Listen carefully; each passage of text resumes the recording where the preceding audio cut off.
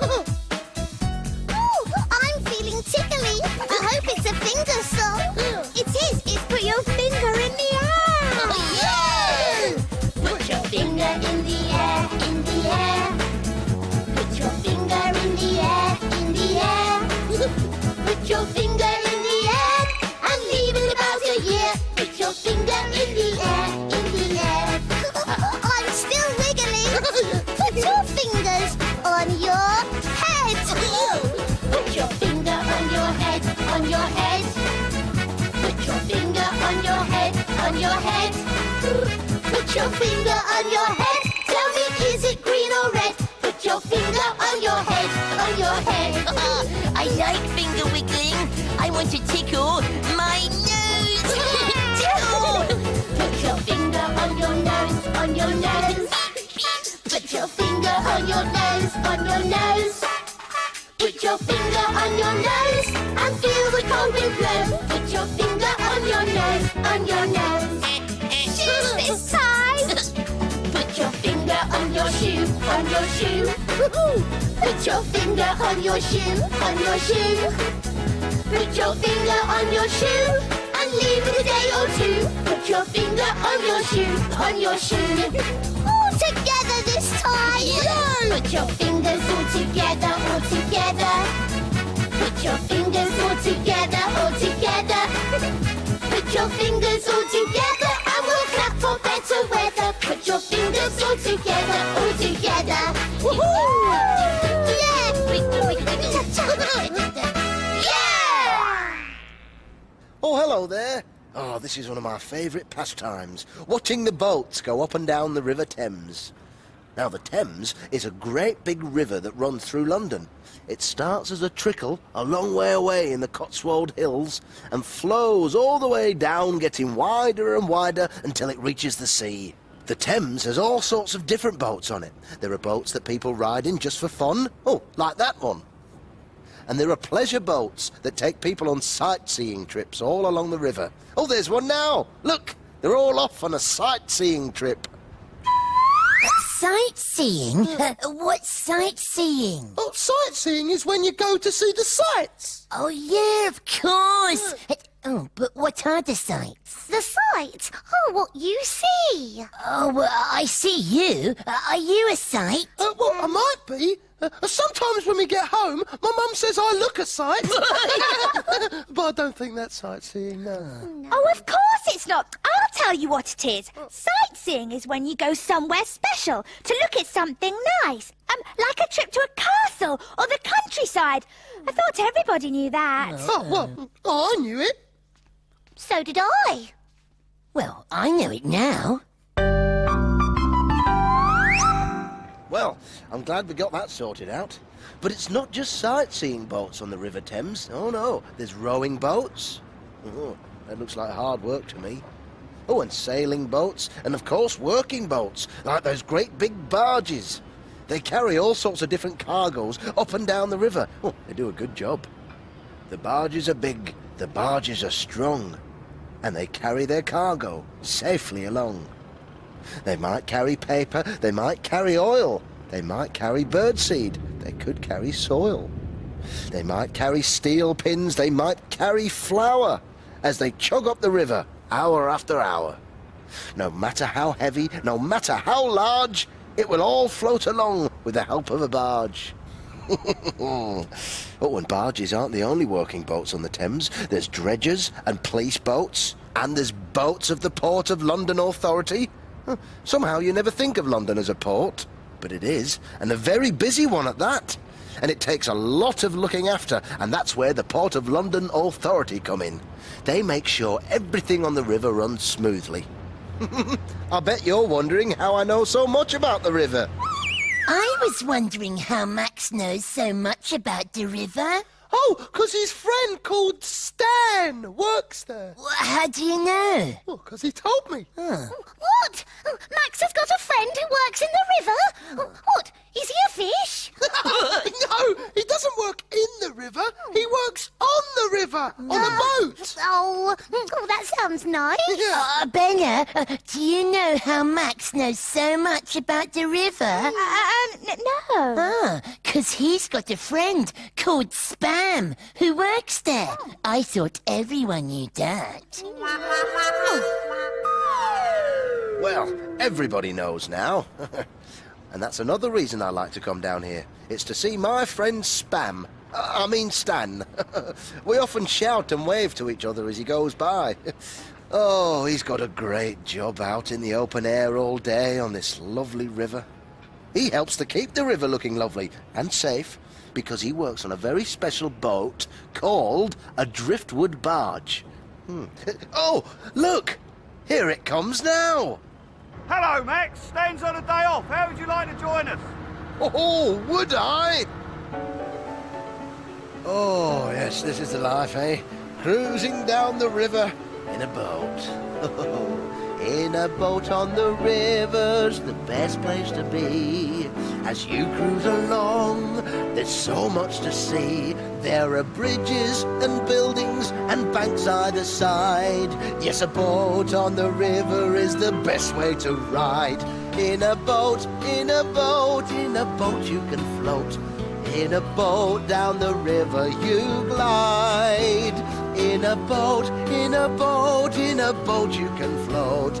In a boat is the best way to ride. Ah, oh, some people. Hello! Some folk like buses and others like trains. Some like a bike ride and others take planes. Some like to ride in a smart motor car, but I think a boat is much better by far. In a boat, in a boat, in a boat you can float. In a boat down the river you glide. In a boat, in a boat, in a boat you can float. In a boat is the best way to ride. I like to watch all the boats going past. Some boats go slowly and others go fast. Some boats are small boats and others are large. A rowboat or a towboat or a big working barge. In a boat, in a boat, in a boat you can float. In a boat down the river you glide. In a boat, in a boat, in a boat you can float. In a boat is the best way to ride. Ah, lovely. Now, this is no ordinary boat. It's a working boat. They call it a driftwood barge, and it goes up and down the river, collecting all the bits of wood and rubbish floating in the water. Now, at the front of the boat, there's a big metal cylinder that goes around and around, picking up any pieces of wood or floating rubbish as it goes, and scooping it into a big metal basket. And you'd be surprised at just how much driftwood there is floating around in the river. Branches off trees, old planks, bits from boats that are broken up. Who knows where it all comes from, but it seems to keep on coming. And just think, if it wasn't for boats like this one, the river would soon be full up with bits of old wood and stuff. Yeah, but how does all that wood get into the river? I don't know, Jakey. It just does. Oh, yeah, but how? Or perhaps birds drop it in. What? What, great big lumps? Well, there might be great big birds. I don't think so, Milo. Or perhaps some of it drops off boats. Yes, and perhaps some people just chuck stuff in there. What? I never just chuck stuff in the river. Do you, Milo? No, of course not. Neither do I, but somebody must do. Oh, Fizz, do you ever just chuck stuff in the river? Well, I did drop a lolly stick in a river once, just to see if it would float. But I promise I won't do it again. Now, this is where they steer the boat from. And this is Roy, and he's in charge of this boat. Now, tell me, Roy, what sort of things do you find floating along the Thames, eh? Well, we find all sorts of things. You'd be surprised what we find, really. We've got the tyres, old tyres, tin cans, plastic bottles, great lumps of wood, rope, wire. You name it, everything's there. Oh, and tell me, do you think you've ever picked up Fizz's lolly stick? Well, I can't be sure, but I'll ask the boys to look out for it for you.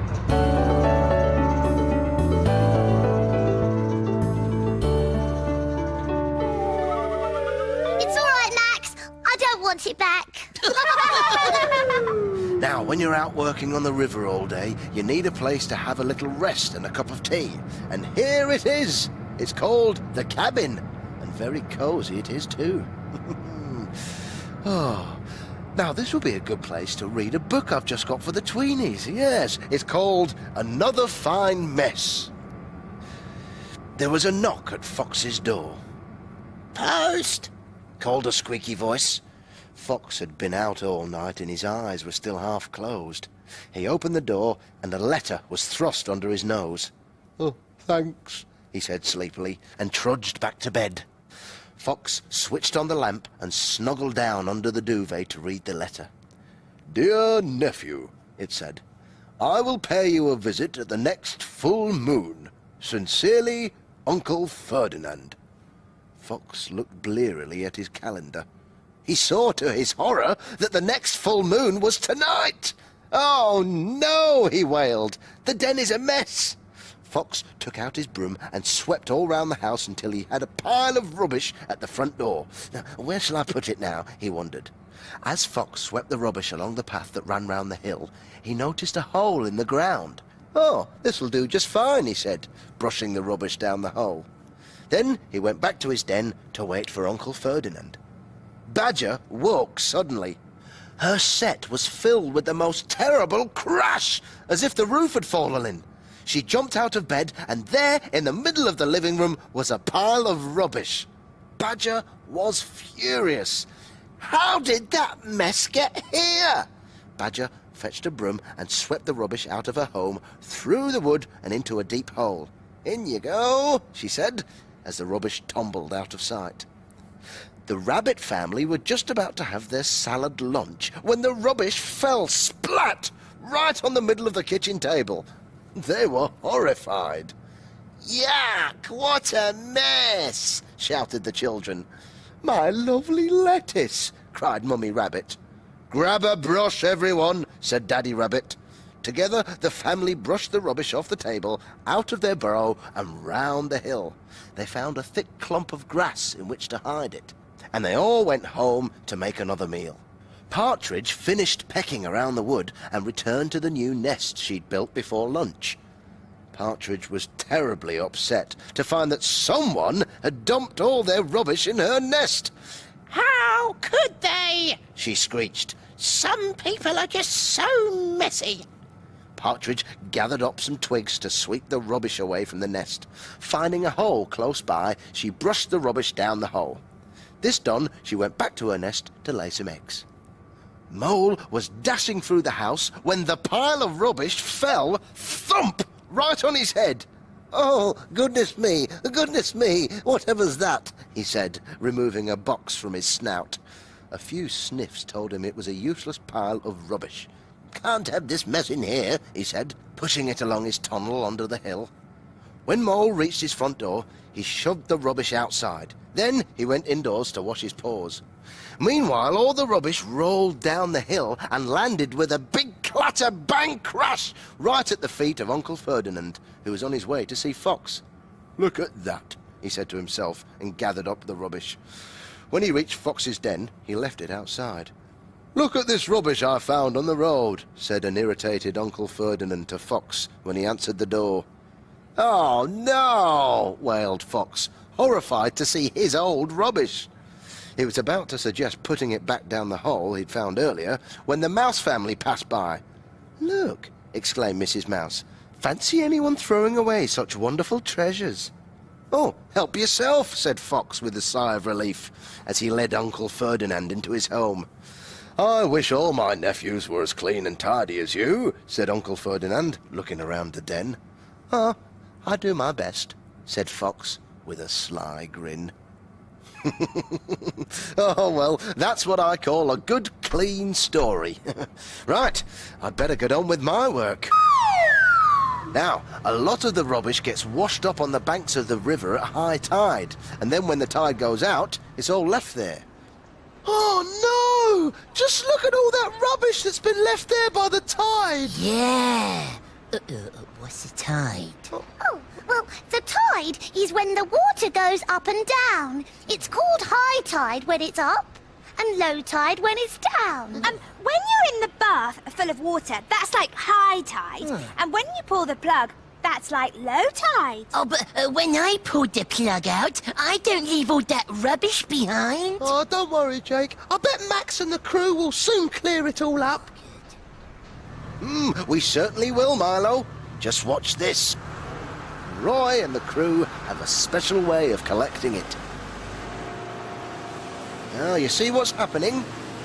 The engine is forcing the water up onto the bank, and all the old rubbish is being washed down into the river, where we can pick it up with our big roller and scoop it into the basket. We've picked up all the rubbish, and now it's time to empty our basket. And to do that, we've got a special crane on the boat.